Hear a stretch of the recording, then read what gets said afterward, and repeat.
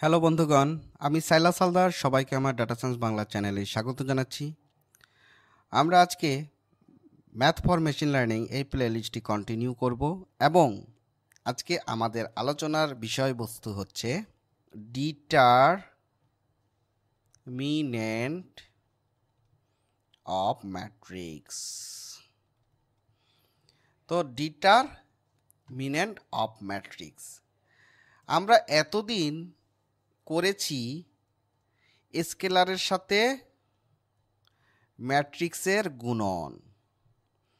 আমরা করেছি ম্যাট্রিক্সের সাথে ম্যাট্রিক্সের গুণন, কিন্তু আজকে আমাদের টপিকটা হচ্ছে একটা ম্যাট্রিক্সকে একটা স্কেলারের মান প্রদান করা, আর এই নিয়মকেই আমরা বলবো ডিটারমিনেন্ট অফ ম্যাট্রিক্স। আশা করি বিষয়টা বুঝতে পেরেছেন।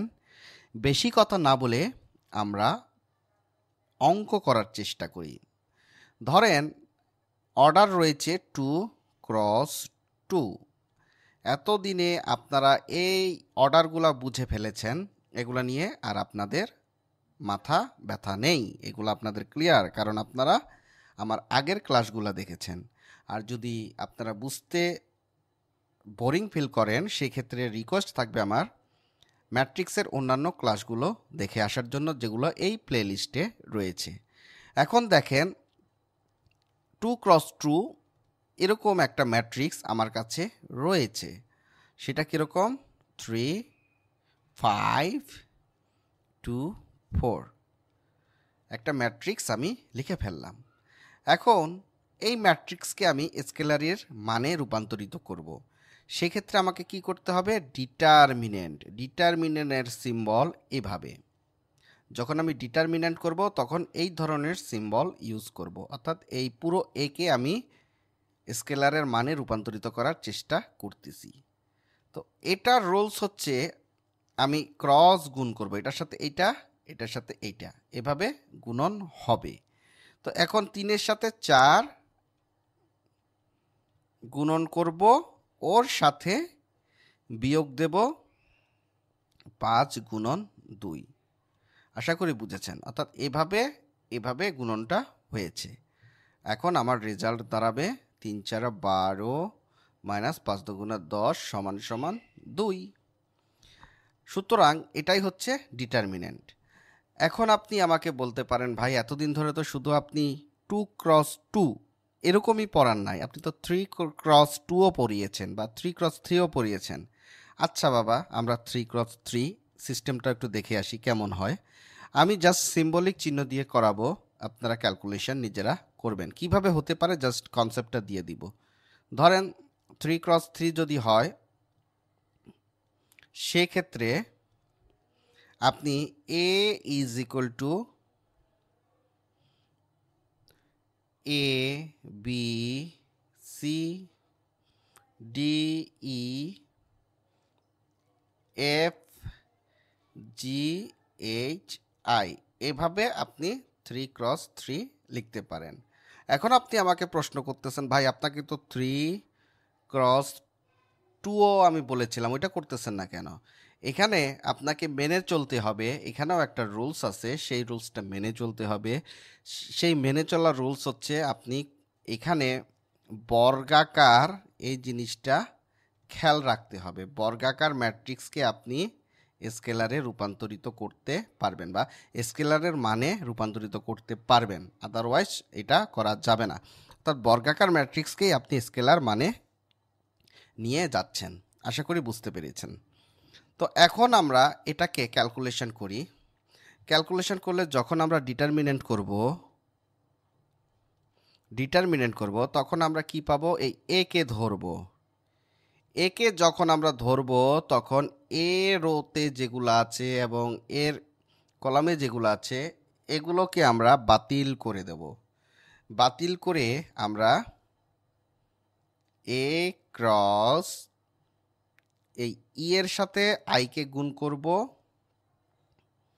ই আই ভ্যালুগুলো এরকম থাকবে। হ্যাঁ, এখানে মনে করেন ভ্যালু আছে, এটার সাথে এটা গুণ, তারপর এটার সাথে এইটা গুণ হবে, তাহলে FH হয়। অর্থাৎ এভাবে আর এভাবে যাবে, এভাবে যাবে, ঠিক আছে। তাহলে FH হয়, তারপরে কি করতে হবে, মাইনাস। খেয়াল করেন মাইনাসের পরে দ্বিতীয় নাম্বার কোনটা, বি।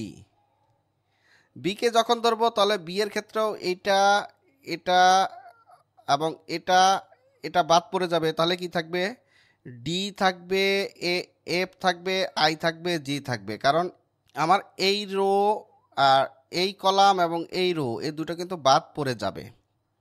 তাহলে আমি লিখব কিভাবে, ডি এর সাথে আই গুণ করব, ডি আই মাইনাস এফ এর সাথে জি, এফ জি। আশা করি বুঝতে পেরেছেন। কিন্তু এখানে যেহেতু বি এর সাথে ইয়ে হচ্ছে, এই জায়গাটায় আমরা এখানে বিটাকে জুড়ে দিব। এরপরে প্রথমটা যেহেতু মাইনাস হয়েছে, মাইনাসে মাইনাসে প্লাস, পরেরটা প্লাস। প্লাস কাকে ধরবো, সিকে। সিকে যখন নিব তখন সি এর এই কলামটা পুরোপুরি বাদ পড়ে যাবে, সি এর এই কলামটাও পুরোপুরি, এই রোটা পুরোপুরি বাদ পড়ে যাবে। তাহলে কি থাকবে, ডি এইচ ই জি। তাহলে এগুলোকে গুণ করা যায়, ডি এইচ ই জি এভাবে গুণ করা যায়। তাহলে আমরা লিখে দেই ডি এইচ মাইনাস ই জি। আশা করি বিষয়টা ক্লিয়ার। যদি 3x3 থাকে তাহলে এভাবে আমরা এর মধ্যে ভ্যালুগুলো বসিয়ে আমরা ক্যালকুলেশন করতে পারি। সুতরাং আমি আপনাদেরকে ক্লিয়ার করে দিয়েছি, ডিটারমিনেন্ট মানে হচ্ছে স্কেলার মান বের করার জন্য 2x2 আমরা তো ইজিলি বের করতে পারি, 3x3 এর ক্ষেত্রে আমরা এই রুলটা ফলো করব। আশা করি বিষয়টা ক্লিয়ার। আমরা যখন অ্যাডিশন করেছি, আমরা যখন বিয়োগ করেছি, আমরা যখন মাল্টিপ্লিকেশন করেছি, কিছুদিন আগে ট্রান্সপোজও করেছি, সব ক্ষেত্রে আমরা কিছু না কিছু রুল ফলো করেছি। সুতরাং এই ডিটারমিনেন্টের ক্ষেত্রেও আমরা কিছু রুল ফলো করব। তাহলে এখানে আমি লিখে দিলাম রুল। তো কি কি রুল আছে, প্রথম রুলটা হচ্ছে rho and column when changed, অর্থাৎ রো এবং কলামকে চেঞ্জ করলে কি পরিস্থিতি দাঁড়ায় সেটা নিয়ে আমরা একটু কাজ করব। ধরেন এ একটা ম্যাট্রিক্স বিদ্যমান, এই ম্যাট্রিক্সের মধ্যে 1 2 3 4 এরকম এলিমেন্ট রয়েছে। এখন এটাকে যদি আমরা ডিটারমিনেন্ট করি, আমরা রেজাল্ট পাবো 4 একে 4 মাইনাস 3 দুগুণা 6 সমান সমান -2। এই তো আমরা ডিটারমিনেন্ট করেছি। কিন্তু আমরা যখন সারিকে চেঞ্জ করব, শুধুমাত্র নিচেরটাকে উপরে নিয়ে যাব, তখন দেখি আমরা কি result pi, A prime is equal two, আমরা শুধু নিচেরটাকে উপরে নিয়ে যাই 3 4 1 2। তখন যদি আমরা ট্রান্সপোজ করি 3 দুগুণা 6 4 একে 4 2, অর্থাৎ এই ক্ষেত্রে আমার দাঁড়িয়েছে যদি এ ম্যাট্রিক্স হয়, এটাকে যদি আমরা ডিটারমিনেন্ট করি আর ট্রান্সপোজ করার ফলে সেটা হবে উল্টা। ট্রান্সপোজ করার জন্য সেটা উল্টা হয়ে দাঁড়াবে, অর্থাৎ মাইনাস হয়ে দাঁড়াবে। আশা করি বুঝতে পেরেছেন। অর্থাৎ নর্মালি যে রেজাল্ট হবে তার বিপরীতটা হচ্ছে ট্রান্সপোজের পরে আসতেছে, একটা আরেকটার বিপরীত। এটা আশা করি আমি আপনাদের বোঝাতে পেরেছি। এটাই হচ্ছে গিয়ে রো কলাম চেঞ্জ করলে কি পরিস্থিতি হয় সেটা আমরা বুঝতে পারলাম। এখন রোল নাম্বার 2 নাম্বার রোলসে কি আসে, 2 নাম্বার রোলস অনুযায়ী যদি রো কলামের ভ্যালু 0 হয়, রো অ্যান্ড কলাম ভ্যালু যদি 0 হয়, সেক্ষেত্রে কি দাঁড়াবে? ধরেন একটা ম্যাট্রিক্স আমি নিলাম, সেটার মান হচ্ছে এ। এখন এখানে যদি 1 2 3 দেই, 0 0 0 দেই, তারপরে 5 4 6, এরকম যদি আমরা ম্যাট্রিক্স লিখি, সেক্ষেত্রে রেজাল্ট আসবে, ডিটারমিনেট করার ক্ষেত্রে রেজাল্ট আসবে 0। এই জিনিসটা মনে রাখবে। আপনি ক্যালকুলেশন করে দেখতে পারেন, ক্যালকুলেশন করলে এই রেজাল্টটাই আসবে। এটাই আমি বলতে চাচ্ছি। যদি রো কলামের ভ্যালু যদি দেখেন, এখানে একটা রো পুরাই 0 দেওয়া আছে, তাহলে কি এটাকে ক্যালকুলেশন করলে আমি যখন ডিটারমিনেট করতেছি তখন আমি কি পাচ্ছি? 0 পাচ্ছি। এরপরে আমরা যেটা দেখব রুল নাম্বার, রুল 3তে কি আমরা জানতে পারি, যদি রো কলাম সেম হয় তাহলে কেমন হবে? রো অ্যান্ড কলাম আর সেম। কিভাবে same? A is equal to 1 2 1 2। দেখেন রো এবং কলাম সেম। তারপরে আমি বি আর একটা ম্যাট্রিক্স নিলাম, সেটারও একই রেজাল্ট দিলাম 1 2 1 2। সেক্ষেত্রে এখানে রেজাল্ট কি আসবে? রেজাল্ট আপনারাই ক্যালকুলেশন করবেন, অবশ্যই 0 আসবে, কারণ 2 একে 2 2 একে 2, 2 এরতে মাইনাস গেলে কত হবে? 0। এখানে তো আর ক্যালকুলেশনের কিছু থাকে না। এই যে এর হচ্ছে গিয়া, আমি এটা একটু ভেঙে দেই, তাহলে আপনাদের বুঝতে সমস্যা হবে। 2 - 2, 2 একে 2 2 একে 2, এটা সব 0ই আসতেছে। আশা করি বুঝতে পেরেছেন। যদি রো কলাম সেম হয় সেক্ষেত্রে ডিটারমিনেটর কি আসতেছে? 0 আসতেছে, ডিটারমিন্ট অফ এ। এখন আমরা 4 নাম্বার রুল দেখব। 4 নাম্বার রুল, 4 নাম্বার রুলটা কীরকম? যদি রো অথবা কলাম, রো অথবা কলাম একটি নির্দিষ্ট সংখ্যার কি হয়? গুণিতক হয়। একটা নির্দিষ্ট সংখ্যার গুণিতক হয়, সেক্ষেত্রে আমরা কি পাই? ধরেন এখানে এ একটা ম্যাট্রিক্স বিদ্যমান, 1 2 3 4, এটা একটা ম্যাট্রিক্স। এখন প্রথম সারির সাথে, অর্থাৎ এই 1 2 3 4 যেটা দেওয়া আছে, এর প্রথম সারির সাথে যদি আমি কোনো কিছু গুণ করি, ধরেন 3 গুণ করি, 3 যদি গুণ করি, তাহলে রেজাল্টটা কি আসে? বি ইজ ইকুয়াল টু 3 একে 3 3 দুগুণা 6। খেয়াল করেন এখানে কিন্তু আমি বলে দিছি শুধুমাত্র প্রথম সারির সাথে, ঠিক আছে? প্রথম সারির সাথে আমি 3 গুণ করেছি, 3 একে 3 3 দুগুণা 6। এখন আমি যেটা বুঝাইতে চাচ্ছি সেটা একটু খেয়াল করেন।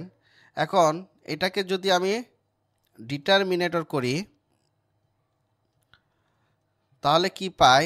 3 4 12, 12 মাইনাস 3 6 18 সমান সমান -6, এটাই পাই।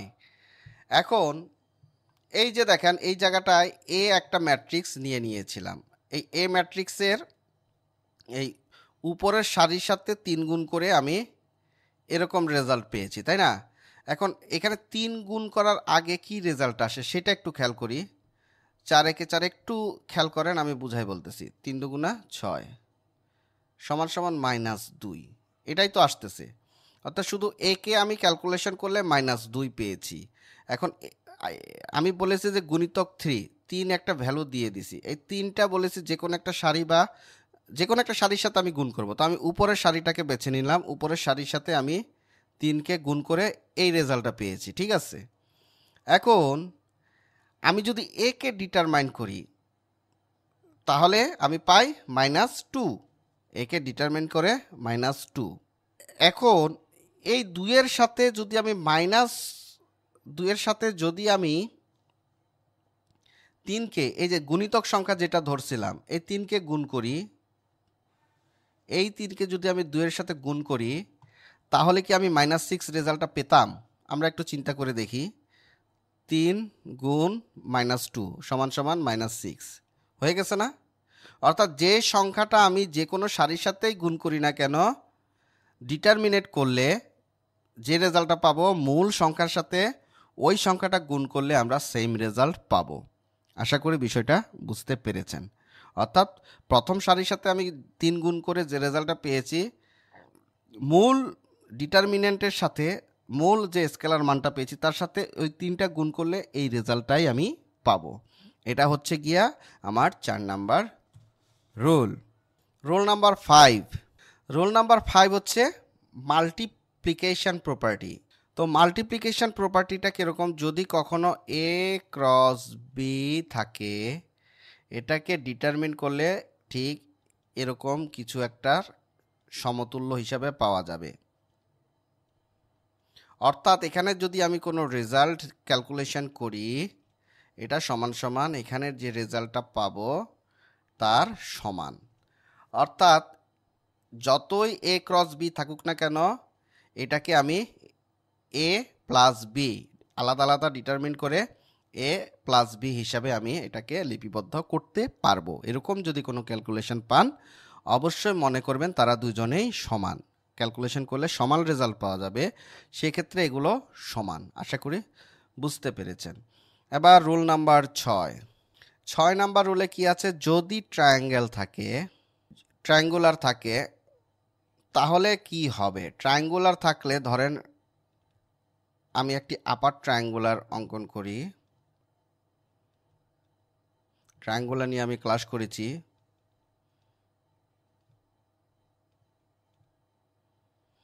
ধরেন এরকম ট্রায়াঙ্গুলার আছে। এরকম যদি থাকে, সবসময় মনে রাখবেন শুধুমাত্র, আবার বলি, যদি ট্রায়াঙ্গুলার থাকে সেক্ষেত্রে শুধুমাত্র আমার যে ডায়াগোনাল মান থাকবে, ডায়াগোনাল মানগুলার গুণ হবে। এখানে আমি লিখে দিই ডায়াগোনাল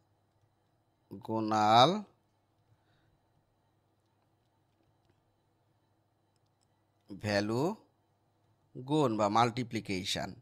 তাহলে এগুলোকে আমি যদি গুণ করি 2 × 5 × 6 সমান সমান 10, এটা হবে 6 না, এটা 7। তো 5 দুগুণা 10, 7 10 70 আনসার। আশা করি বুঝতে পেরেছেন। যদি ট্রায়াঙ্গুলার থাকে, ট্রায়াঙ্গুলার মানে হচ্ছে যে নিচে 3টা জিরো, এটা হচ্ছে আপার ট্রায়াঙ্গুলার। উপরে যদি 3টা জিরো থাকে সেক্ষেত্রে আমরা বলবো লোয়ার ট্রায়াঙ্গুলার। এটা আমি করিয়েছিলাম, আশা করি আপনাদের মনে আছে। যদি আপনারা বুঝতে না পারেন, দয়া করে আমার ট্রায়াঙ্গুলারের এই প্লে লিস্টেই আছে, ক্লাসটা দেখে আসবেন। এখন আমরা যেটা করব, আমরা কত নাম্বার রুলস গিয়েছি? 6 নাম্বার রুল। এখন আমরা দেখব 7 নাম্বার রুল। রুল 7। রুল 7 হচ্ছে আইডেন্টিটি ম্যাট্রিক্সটা কেমন হয়। আইডেন্টিটি ম্যাট্রিক্স কি আপনারা ভালো করেই জানেন। এটা কেমন হবে সেটা আমরা একটু ক্যালকুলেশন করি। ধরেন i = দেওয়া আছে 1 0 0 1। এই ধরনের কোনো ম্যাট্রিক্স থাকলে সেটাকে আমরা আইডেন্টিটি ম্যাট্রিক্স বলি। সুতরাং এটাকে যদি আমরা ডিটারমিনেন্ট করি সেক্ষেত্রে আমরা পাই এককে 1 - 0 0 0 সমান সমান 1। অর্থাৎ আইডেন্টিটি ম্যাট্রিক্সের ক্ষেত্রে সবসময় ভ্যালু 1 হবে, কারণ এখানে n × n মান বিদ্যমান। আশা করি বুঝতে পেরেছেন। এখানে আইডেন্টিটি মানেই হচ্ছে 1। এটা সবসময় মনে রাখতে হবে। কিসের ক্ষেত্রে? ডিটারমিনেন্টের ক্ষেত্রে। অর্থাৎ আইডেন্টিটির ডিটারমিনেন্ট করলে আমরা ভ্যালু 1 পাবো। তো আজকে আমার ডিটারমিনেন্টের ক্লাস এতটুকুই ছিল, একটু বেশি বড় করে ফেলেছি। আশা করি আপনারা ডিটারমিনেন্টটা বুঝতে পেরেছেন। এখন স্কেলার মান বের করা শিখে গিয়েছেন। ম্যাট্রিক্স থেকে কিভাবে বের করতে হয় একটা পলিসি দেখিয়ে দিয়েছি। এটা আমাদের বিভিন্ন জায়গায় কাজে লাগবে, তো জিনিসটা মনোযোগ দিয়ে করবেন। আর যদি বুঝতে অসুবিধা হয় অবশ্যই কমেন্টে লিখবেন, বারে বারে করবেন, এটা রিকোয়েস্ট থাকলো। আর আমার ভিডিও ভালো লাগলে লাইক কমেন্ট শেয়ার দিবেন, সাবস্ক্রাইব করবেন। আর যারা নতুন, প্লে লিস্টগুলো একটু ঘুরে ঘুরে দেখবেন, তাহলে ভালো লাগবে। তো সবার প্রতি শুভকামনা রইল। সবাইকে ধন্যবাদ আমার সাথে থাকার জন্য, আমার জন্য দোয়া করবেন। ধন্যবাদ।